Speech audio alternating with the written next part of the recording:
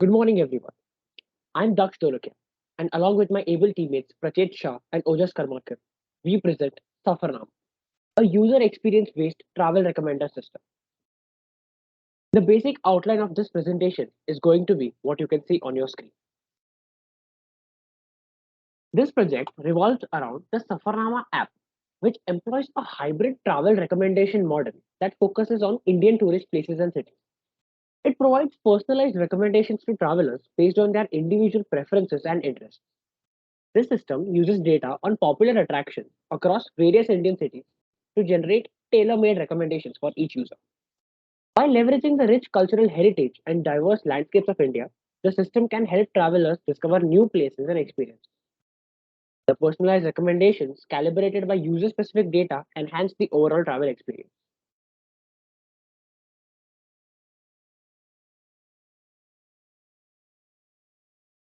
Moving on to analysis of literature survey. So the first paper which we consider here was location recommendation in location-based social networks using user check-in data. So this paper basically used a dataset called Bright Kite and user check-in data of GoWala.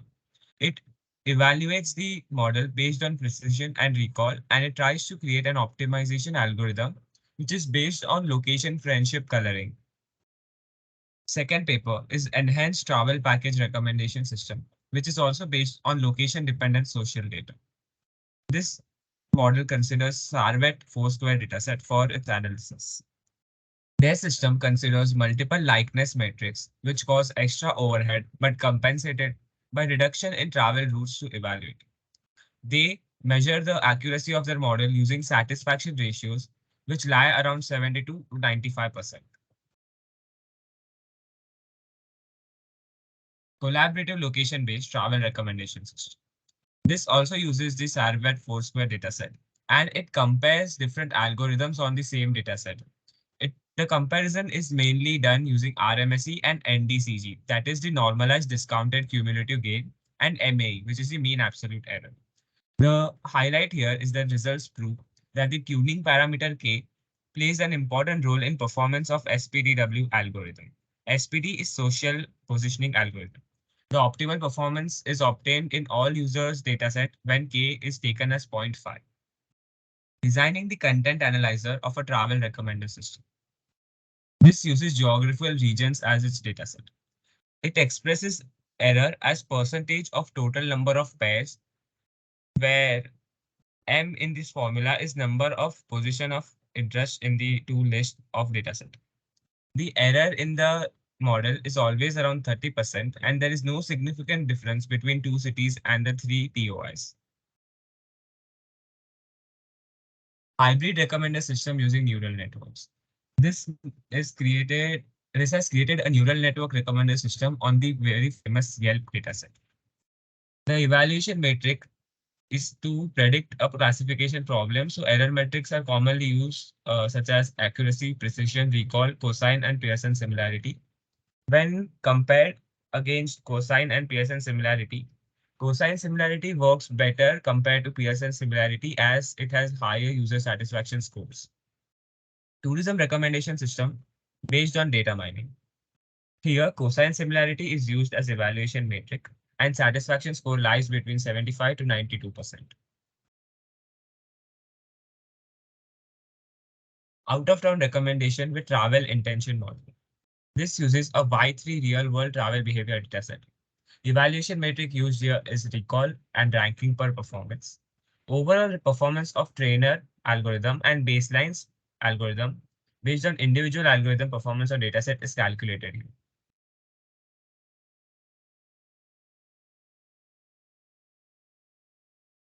Gaps in existing work.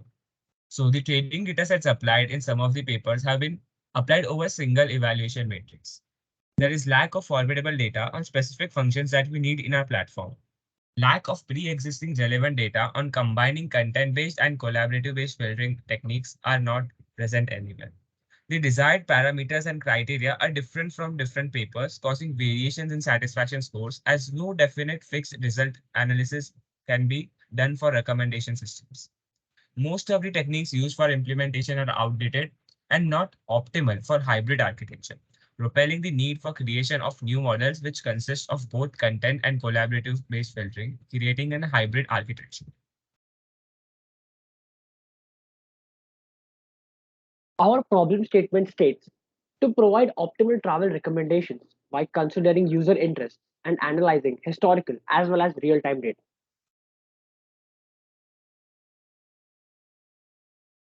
There are certain drawbacks associated with the existing services that are available in the market. The travel applications that are used right now are marred with a lot of redirections and multiple roadblocks, like shifting between different services. Sometimes the ideal destination for the user is not always what the first page of Google shows. This reflects the monotonous nature of the existing services that restricts the user's personalized experience. Also, the business model of these travel platforms only focus on the capital aspect, that is partnering with different services. And this means a new redirection is added to the process each time a new partnership is made, making the process slower and irritable for the user. The proposed solution that we are offering is a four-step solution. The first part is data pre-processing, wherein there will be lack of data initially. The data gets collected with the help of user preferences, and as and when the traffic increases gradually, the data collection and data cleaning will take place based on the significant parameters of the user's profile, that is a travel history. The second step is trading the model, which involves two steps. In phase one, the recommendations will be based on collaborative filtering, and in phase two, those will be based on content based filtering. Step number three, the recommendation models of future destinations will be first based on the user preferences and then based on the users having similar interests to that particular user. Number four, travel plan. Once the recommendation has been made, it is further used to construct a start to end travel itinerary for the user. So the application has been designed in such a way that it enables every kind of user to access it easily without any hassle. So whenever the app revolves around the algorithm and the APIs that are made using our algorithm, you can see the flow of the app in the next slide.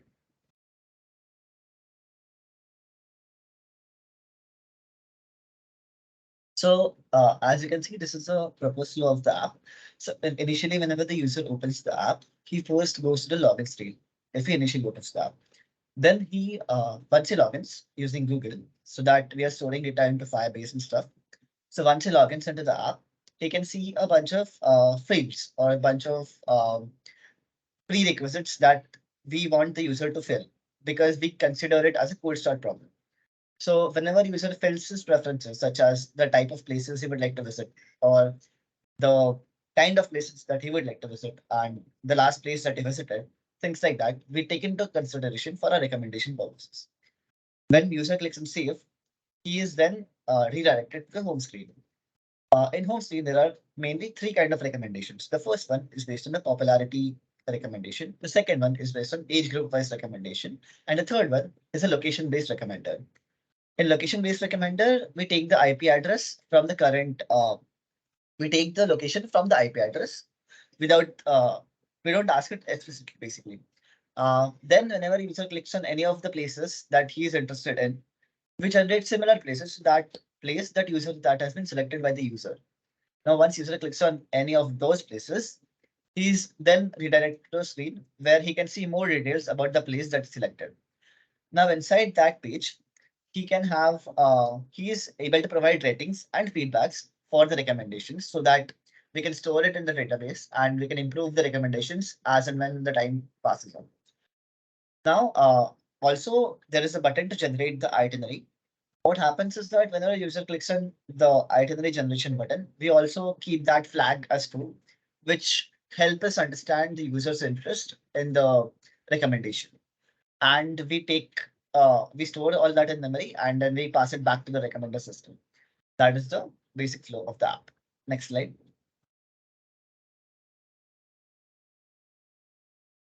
So the algorithms and methods used. So we have used mainly 2 to 3 algorithms that are already been present, and we have combined that with a custom algorithm that we have baked into our system.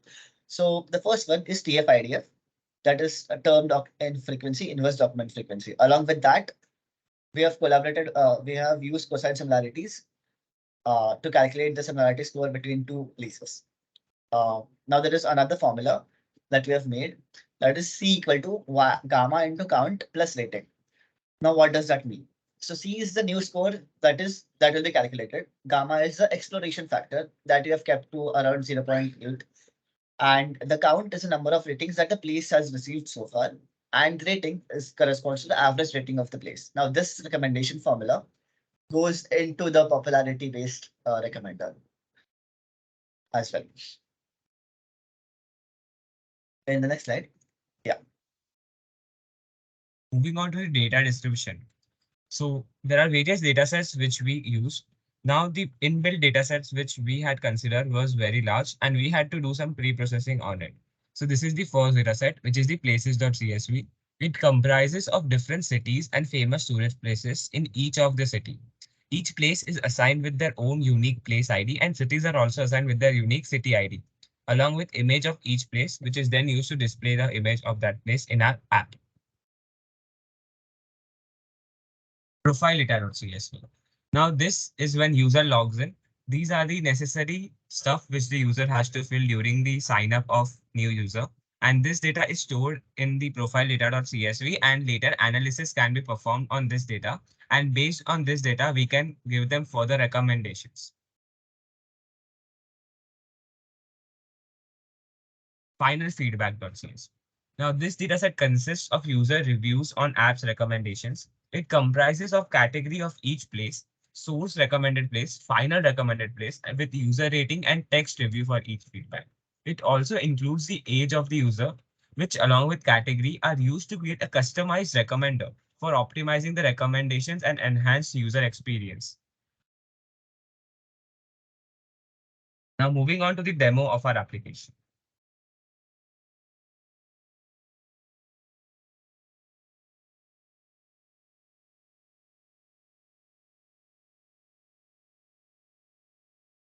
So the first one is the recommended that has been recommended by the location.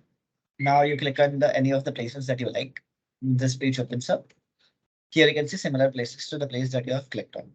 Now once you click on this page, the new page will open where you can provide a feedback to us. Also, you can generate itinerary there.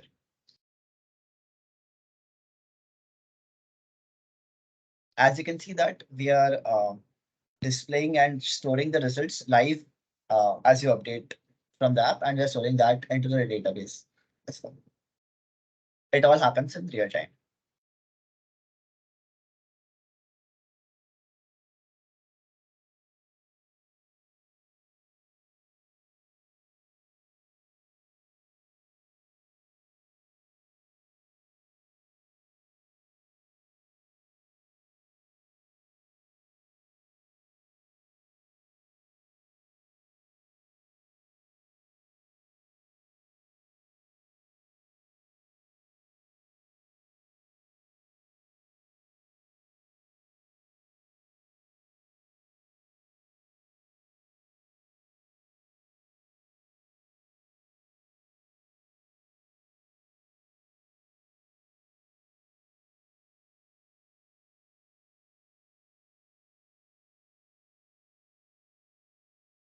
These are the prerequisites that we ask the user to fill initially so that we can tackle the cold start problem.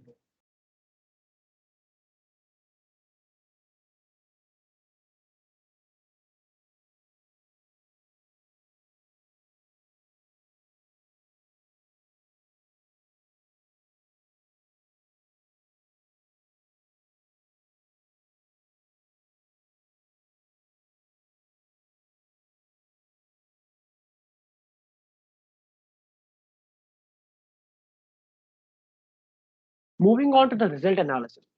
The user feedbacks were collected in the form of text, and those have been analyzed, and a sentiment score has been calculated. Now, this score has been calculated on the basis of a compound sentiment, which is the amalgamation of positive, negative, and neutral sentiments. Ranging across positive and negative values, this scale provides the extent of user satisfaction. This is the sentiment score split across the category.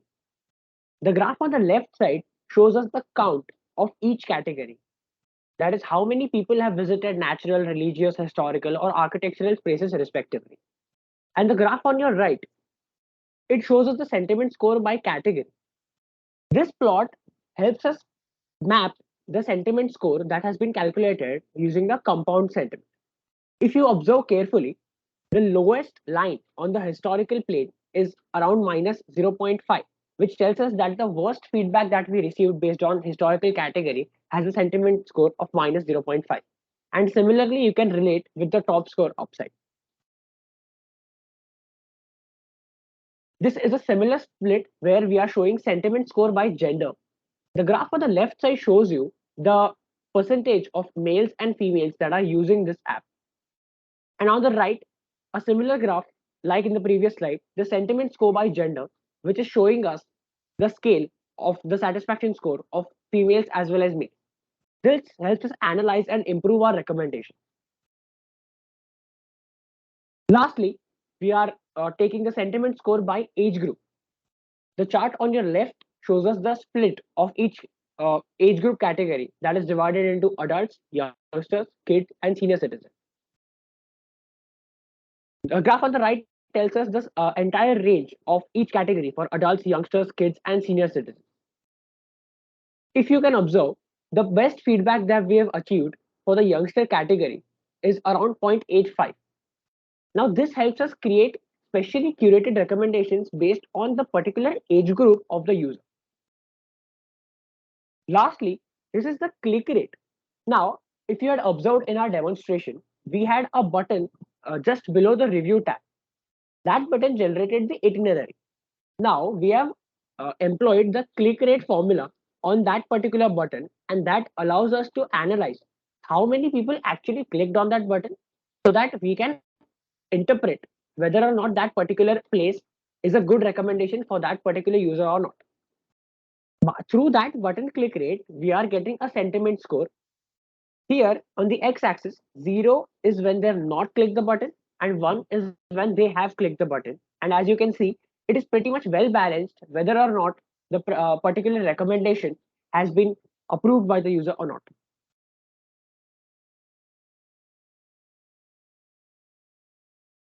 Moving on to future scope. So we plan to incorporate real-time information such as weather and local events to make recommendations take these factors into account.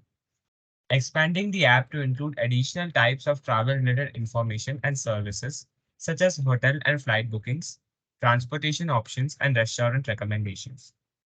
Collaborating with tourism boards and local businesses to provide more detailed and up-to-date information on destinations and to offer exclusive deals and discounts to app users.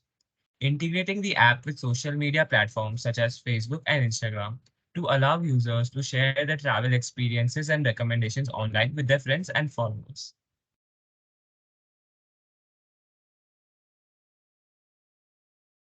Conclusion.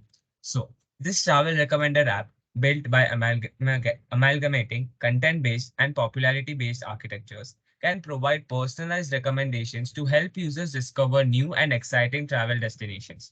By leveraging users' interests and preferences, as well as information on popularity of destination among other users, this type of app can help users make informed decisions about where to go on their next trip and what to do. Furthermore, by incorporating additional data sources and machine learning techniques, the app can continue to evolve itself and improve. Overall, a recommendation system built using cosine similarity and popularity can be a valuable tool for anyone looking to plan their next vacation. Using our hybrid architecture of recommendation model, which consists of both popularity and content-based filtering, enhances the user experience by recommending the best suited place for them. The proposed solution is capable of integrating memory-based recommendation once a user interacts more with the app in the near future, or location-based filtering recommendation using knowledge-based recommendation from previous and real-time data. That's all These from are our the side. reference. Thank you for lending us a patient ear.